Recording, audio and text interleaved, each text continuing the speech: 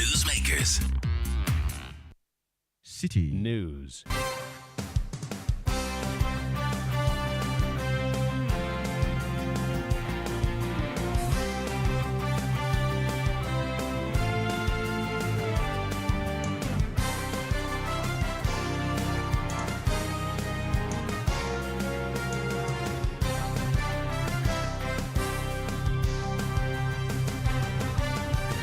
This is the Election Bureau. Hello and welcome to the Citi Prime News. We're coming to you live from our studios at number 11, Dr. Martin Loop in Adabraka, Accra. My name is Ajuatin Kramadomina. Coming up. The demonstrators tried to impede traffic, attempted to park a vehicle to block the intersection. Some of them tried pushing away police barricades and even some of our officers. Police defend arrest of 42 Democracy Hub protesters for breaching public peace. Meanwhile, we'll hear from lawyers of the group who have hinted of plans to drag the police to court. The human rights court, it hasn't been determined yet, it's still in the court process. And this year we intend to do the same thing. I think that we have to take action in a way that puts the police on notice, that they won't get away with it. Also coming up, residents of Likpe-Koforidia in the Oti region lament devastating impact of poor roads on their healthcare delivery, education and livelihoods. We don't have enough classrooms, and then because of the nature of the barrows, teachers don't want to accept postings to our town here. And then with the network issues and so the teachers didn't want to accept postings to Likpe-Koforidia. Still in the bulletin, New Patriotic Party dismisses claims of swapping ballot positions with Liberal Party's Kofi Akpaloo. For us as New Patriotic Party, that is our focus. We are not going to give in to any such propagandist arrangement. And later, as Ghanaians remember Ghana's first president, Osagyefo Dr. Kwame Nkrumah today, we hear from some patrons at the Kwame Nkrumah Memorial Park on why Kwame Nkrumah should be celebrated. My advice to people, the current government is to at least try to implement what Kwame Nkrumah did in 19th and also exhibit his quality. I didn't know he went to school in the States. I didn't know that he was Pan-African. I've learned quite a bit on this. Stay with us for details of these and more stories coming your way in the next 30 minutes. The news is live around the globe on citinewsroom.com. Across the country, we are live on a number of affiliate stations. If you're in the Western region, tune into Adrimpa 100.7 FM in Takwa Beach, 105.5 FM in Takoradi. In Abunu region, this is Green at 95.9 FM in Sunyang. In the Ashanti region, Adrimpa 99.9 FM in Nkariye.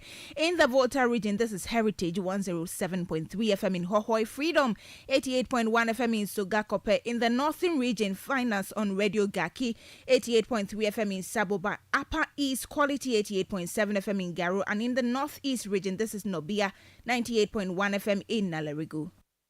Citi Prime News at 12 midday. Update you on all the running stories and connect you to the newsmakers.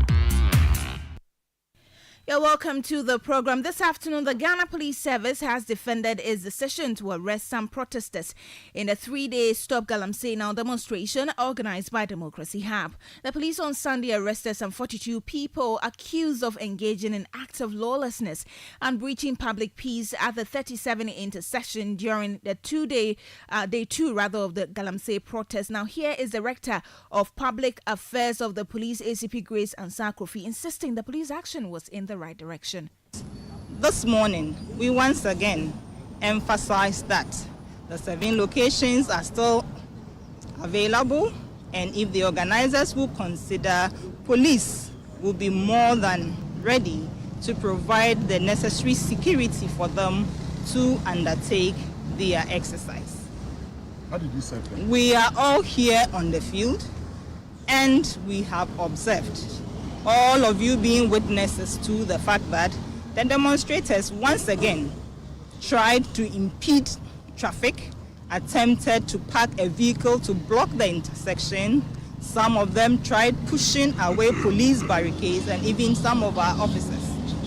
As a result, the police was compelled, in the interest of law and order, to effect the arrest of the perpetrators. We will continue to keep the peace, and our assurance to the good people of Ghana is that the police are here and we will fulfill our mandate of maintaining security, law and order without any hindrances whatsoever. He had the Director of Public Affairs at the Ghana Police Service, ACP Grace Ansa Akrofi. Well, today the Democracy Hub Pressure Group has raised allegations of human rights abuses against the police. The group claims that individuals arrested during recent protests have been denied access to both their families and legal representatives. Speaking to Citi News, one of the lawyers representing the protesters, Prince Ganaku, says they will take legal action against the police for these alleged human rights violations. These are unquestionably, undeniably human rights abuse. And the way the police have handled this entire process, we can sit here and talk about, the protesters did this and the protesters did that, but that's taking like a narrow view. Let's take a step back. You had noticed 3 months ago, if you had genuine concern, if this wasn't a bad faith attempt, 3 months ago, 3 months, if this wasn't a bad faith attempt by the police to stifle the right to protest, why would you go for an ex-party injunction the day before? Not on notice, in order to give the protesters an opportunity to come and justify why they should be allowed to protest. You go backdoor ex-party to get this injunction a day before the protest. Then you make arrests, you brutalize these people on camera. We can see people just standing around, you arrest them for no reason, beat them up, deny them access to legal representation. This is a wide spectrum of human rights abuses. And last year when these things happened, I know senior justice took the matter to court, to the Human Rights Court. It hasn't been determined yet. It's still in the court process. And this year we intend to do the same thing. As a matter of fact, I think that we have to take action in a way that sort of puts the police on notice, that they won't get away with it. Well, Prince Ganaku further accused the police of intentionally keeping the arrested protesters in cells, suggesting that there may be a calculated attempt to prolong their detention. He therefore indicates that there's a meeting with the police hierarchy today, and the outcome of this meeting could lead to clearer bail conditions for the detained protesters. So we point blank that these people are not seeing daylight at any time before Tuesday. So we know that is the plan, but our plan is to engage with them constructively at first instance to see if we can secure their release. I mean, if you want to charge them, you can charge them. That's fine. But the laws of Ghana are clear since Martin Pebu that bail is acceptable to everybody. These are people who have surety. These are people who are willing to show up. They're not running away anywhere. There is no reason why they should be held, other than a bad faith attempt by the police to punish these people for protesting against Galamsey. Of all things, that we would be going through this over an anti-Galamsey protest, as if the police, they drink some imported water from somewhere. Of all things to be going through this about, this is the thing this is the hill that the police chose to die on. It boggles the mind. So the plan for us today is to engage with the regional commander and see if we can get the bail. If not, then we'll have to make sure that they are processed for court tomorrow so that we can have the matter of bail determined appropriately. You heard Prince Ganaku, his lawyer for the protest defense of the Democracy Hub. Well, today is the third and final day of that demonstration. So let's head to the grounds and speak with my colleague Fred Duho, who joins us live with more. Fred, good afternoon. Thank you for joining us. What is happening there today? Good afternoon. I just want to say that you came a bit late, but not quite too late. Two gentlemen have just been arrested by the police. They came out from the other side of the road, came into the intersection where they raised placards indicating or showing it to the traffic. And the attempt basically was that the fact that some of their colleagues were arrested does not mean they will be silent. They will fight till the very end. And these two gentlemen, I spotted them from the morning. They've been standing there for more than an hour. And now they both decided to raise their placards. They came within the inner perimeters of the intersection, the 37 roundabout, where they stood right in traffic, raised their placards right in front of the police. They saw the media presence and they began to make their statements known. And the police also swiftly moved in to hook their bag, and they've since been taken to the police van. So as we speak this morning, 2 gentlemen have just been arrested by the police. Fred, yesterday we do know the protesters raised questions about how they were handled by the police. Has there been any difference today in the approach the police is using to bring the protesters to order? Very well. The police, they do have their own modus operandi as to how they are supposed to effect an arrest. That I leave to them. They are the professionals and they know how best to do their job. I can't really tell as to whether they are violating the rights of the protesters if they are not beating them, if they are not slapping them, if they are not manhandling them. But at least what I see is that they put their hand on their shoulder and then they guide some of them to the van, whilst those who are trying to be reluctant in moving, they are moved from the back of their houses and those are taken into the van. So basically, I can say that the protesters do have rights to demonstrate. They have rights to be on the streets and make their voices known. But the police did not agree with them from the onset as to the point of assembly. So this morning, it is quite obvious if they do come to the 37 runabout, as we've just witnessed, they will be arrested because this is not one of the locations given to them by the police to assemble for their protest. In terms of police presence and traffic flow, what can you tell us? Yesterday, the police were deliberate about their operation. They came in with the formed police unit who came in their full gear, and they arrested 42 people according to the police statement that was issued. This morning's arrest or this afternoon's arrest will bring to 44 the total number of people arrested. But with traffic, I can say there is free flow of traffic, except for vehicles that are making their way to the central business district, which is in front of the presidency before going to Tudu. They would have to find alternative routes. But generally, there is free flow of traffic. And the police numbers I see here, except for the formed police unit members who were again their numbers yesterday, I see more of the MTTD police officers that is those directing the traffic, and more of the would I say in a layman's term, ordinary policemen in uniform waiting patiently. They are not dressed like the formed police unit men did yesterday. Very well. Thank you so much. That's my colleague Fred who reporting to us from the Democracy Hub protest. Today is the third and final day of that demonstration. What we understand is that the police have picked up 2 more people, bringing the total number of persons arrested to 44. We'll bring you updates in subsequent bulletin, but let's stay on the issue of arrest. And the convener of the Democracy Hub protest, Oliver Barker-Vormawor, has refuted claims that he is on the run and has been declared wanted by the police. Now, Barker-Vormawor labeled the allegations as baseless and misleading. The police issued a statement indicating that a manhunt was underway to apprehend Mr. Barker-Vormawor and others for their alleged involvement in acts of lawlessness during that demonstration. Now, in a post on his social media, Oliver Barker-Vormawor said he has been in consistent communication with senior officers within the police hierarchy regarding his whereabouts and availability. Away from the protest now, the Director of Public Prosecutions, Yvonne Atakra-Obobisa, says her outfit is ready to handle election-related cases ahead of the 2024 polls. According to her, the season is bound to record demonstrations and election-related cases. However, prosecutors, according to her, are ever ready to deal with these cases with the honor, accuracy and urgency they deserve. She made this known at a capacity building workshop for prosecuting attorneys. We are also on duty 24/7. There are some of us who have been called to attend court on weekends, but called and you have to draft charges. We know that this is an election year.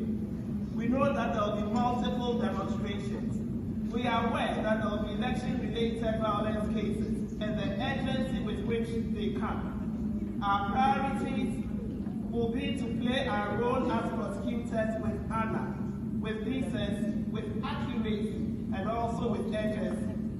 We must be willing to still work at all hours when the exigencies of the time demand us to do so, and to appear fully prepared and formidable to the core. Ghana must have peaceful elections, and so we as prosecutors must play our part. Ours is a noble and a sacrificial calling. We must continue to learn as much as we can, share expertise, and be ready to work assiduously. That was the Director of Public Prosecutions, Yvonne Atakra Obobisa. Meanwhile, the Deputy Attorney General and Minister of Justice, Alfred Tuah, has warned that the plea bargaining regime will not be used to shield criminals. The regime allows for accused persons before judgment to agree for a change of an offence charge for a lesser offence, reduction of punishment, and withdrawal of charge. While speaking at that capacity building program for prosecuting attorneys, Alfred Tuah noted that persons who engage in sexual offences, election-related offences, and others cannot benefit from plea bargaining. The guidelines should not be an excuse or should not be used as a springboard for the evasion of justice. And to the public, the application of a plea bargaining act shouldn't be seen as an attempt to undermine justice. In appropriate cases where we need to apply the law will be applied. In cases where we cannot apply the law will not be applied. And so, as you take the guidelines back to your regions, stick to the guidelines so well, make sure those who deserve the benefit of the guidelines get it. Those who do not deserve it, don't give it to them. And to the criminals out there, if you think that by launching these guidelines, you are going to just commit crimes and go clean the net, be on notice. The Plea Bargaining Act will not be used as a shield for criminals to perpetrate their wrongful activities. Alfred Tuah is Deputy Attorney General and Minister for Justice. You're still listening to the Citi Prime News. When we return, residents of Likpe-Koforidia in the Oti region lament devastating impact of poor roads on healthcare delivery, education and livelihoods. Please stay for details. Citi Prime News at 12 midday. Updates you on all the running stories and connects you to the newsmakers. Channel 1 TV is live on minds at the Citi Business Olympics 2024. Join us for a day of intense competition, team building, get us on Channel 108 on a digital TV running your search. But take note that without an antenna, you cannot access Channel 1 TV. Channel 1 TV can be accessed on any free. To unique challenges like tug of war and arm wrestling, there's no shortage of excitement and adrenaline pumping action. Don't miss out on this exciting event that will test your business acumen and athletic skills on the field. Date, Saturday, 28th September 2024. Venue, Eden High. Let's bring you some more stories. Residents of Likpe-Koforidia in the Guan district of the Oti region are voicing their frustrations over the devastating effect of deplorable roads on healthcare, education and their livelihoods. The poor state of the road linking Likpe-Koforidia to Hohoi municipality severely or limits residents' access to healthcare and makes trading extremely difficult for them. Now, local leaders highlight the tragic consequences, noting the loss of lives, significant post-harvest losses, and the reluctance of teachers and health workers to accept postings to these areas due to the unsafe roads. Citi News' Voter Regional Correspondent Benjamin Aklama has more in this report. Likpe-Koforidia, part of the broader Likpe community, is home to around 5,000 people and is one of the 4 Sal communities without representation in Ghana's 8th parliament. Nestled in a lush green landscape, the community is primarily composed of farmers who grow crops such as cocoa, rice, maize, and ginger. These farmers rely on selling their produce to sustain their livelihoods, but due to the poor roads, much of their harvest goes bad as transporters refuse to travel to their village. When traders do visit, they often offer meager prices, taking advantage of the poor access to market. Our issue behind here is when we get our produce, we don't have means of transport because of our bad roads and lack of transport. Due to that, we face a lot of crisis here because of the barrows. If it has comes that anybody's even illness or sickness comes, we find it difficult. There are times if we used to lose our lives in the community. Due to the barrows, they don't come if for our commodities to buy this. As it is on the market that is supposed to help us to buy our commodities so that we also get the market price for our commodity which we produce or our produce which produce. The community's only regular driver confirms the farmer's struggles, acknowledging that he often cannot keep up with the transportation demands. I drive from Koforidua to Owe. Okay. But our road network is very, very difficult for you to travel. And at times, if someone is sick in the night, we are suffering a lot. At times, the person will even die on the road before reaching Owe, because we don't have any fine route to travel from here to Owe. So we always suffer on the route. So we would like to appeal the government or any contractor to come and help us. We produce them, the cassava, the rice, plantain, cocoa, beans, all stuff, what you can think of, cocoa, yam, we produce a whole lot. And we transport, after producing, we need to transport them to also get our daily bread, get some money, pay our children's school fees and other stuff, manage ourselves. But after everything you produce, and you can't even transport them, it becomes a worry to the community. Very worry. Very soon this bridge, heavy rains will come, and this bridge will cut off completely, and we wouldn't even know where to pass. So it's a major issue. Has that happened before? It has happened. That's what I'm saying, that this one, it was washed away, so that we have to come and use the woods, because we did self-help project. We contributed money, and then we did the bridge by ourselves. But as time goes on, and then I don't know whether it is expiring date no, or for the time being, the rains have washed the bridge away, so we have to resort to, because we don't have money again, we have to resort to the woods. Another pressing issue for the community is the lack of mobile phone network coverage. The poor connectivity combined with a lack of proper accommodation discourages teachers and healthcare workers from accepting placements to the community. The issue here is we have poor road networks and bad networks. We struggle a lot. Sometimes when making call is something, you just have to come out from your house, look for a place before you can make call. And excuse me, look at the roads we are facing. Sometimes someone will be sick and you have to transport to work, and it's a long way process which we are suffering. So we are pleading to the entire members of Motherland Ghana to come to our aid. Despite these struggles, the community remains hopeful.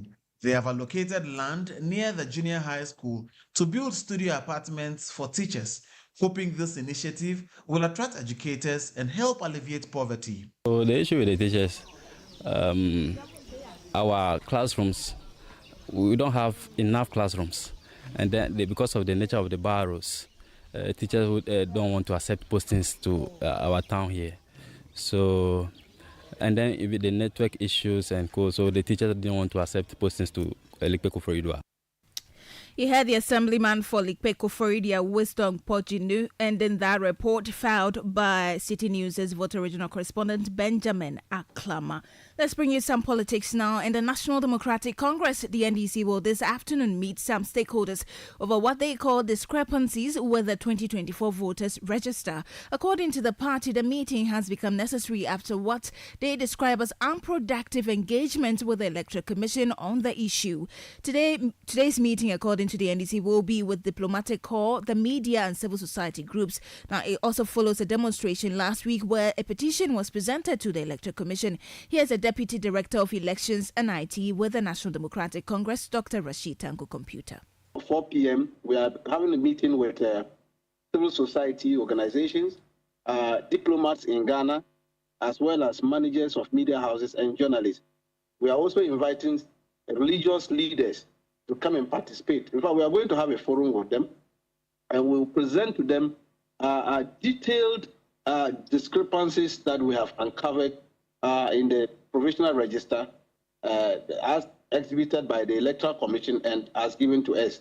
We will make it public for them to see and then to appreciate the enormity of the issues, why we are calling for a forensic audit. Well, the issue is all about the place saying that we have not presented to them any evidence. We have not given them what we promised giving them. We know that we have given them enough leads. We have given them enough evidence to go into their system.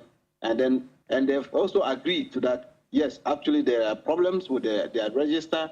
Their IT system is compromised. They themselves agree to that.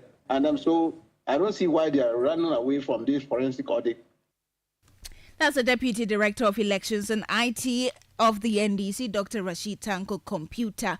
Now, the New Patriotic Party has dismissed claims that it swapped positions with Kofi Akpaloo, leader of the Liberal Party of Ghana, LPG, during the balloting process for positions on the presidential candidate for the 2024 general elections. Now, media reports suggest that the NPP traded places with Mr. Akpaloo to secure the top spot on the ballot. However, Evans Nimako, who is the NPP's Director of Elections and Research, who represented the party during the balloting, clarified that no such exchange took place. We shouldn't glorify such fake news from people who are not really in tune with issues and want to saturate our electoral discourse with unnecessary allegations, propaganda, and for them to get a certain height within our political landscape. I think we've come a long way. We sat in a meeting where the NDC representative, Fifi Kwete and Omane Boama, examined balls which were to be used by the Electoral Commission. And by God's grace, we had number one slot for our presidential candidate. For us as New Patriotic Party, that is our focus. We are not going to give in to any such propagandist arrangement and waste our energy. As we speak, we have less than 80 days to D-Day, and we are reaching voters that come December 7, 2024. They turn out in their numbers to vote for Dr. Mahamudu Bawumia and our parliamentary candidates who are on the number one slot of the ballot when they are issued. So please, we are not ready to waste our energies on such discussions. I think that the political environment is okay, and we should rather pray and ask for God's guidance, protection, and peace.